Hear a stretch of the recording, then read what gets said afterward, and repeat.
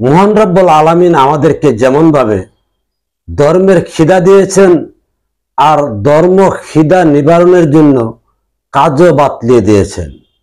আর সেই কাজ করায় মূলত আমরা যে প্রচলিত ইবাদত বলে থাকি বা বন্দিগি বলে থাকি সেই শব্দগুলি আরবি পার্সি। সুতরাং আমরা আসুন আমাদের ভাষা দিয়া সে ইবাদত বন্দিগির থেকে আমাদের বাংলা কাজ কি। পেটের খিদার জন্য জীবিকা নির্বাহ করতে হবে, জীবিকা নির্বাহ করে আমাদেরকে খেতে হবে।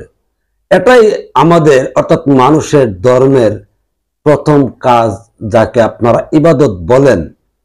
আর আরেকটা যে খিদা ধর্মের মহান রব্বুল আলামিন আমাদের দিয়েছেন সেটা হলো যৌবন। আর সেই যৌবনের হেফাজত যেভাবে করতে হয় সেটাও সেই খিদার কাজ বা ইবাদত।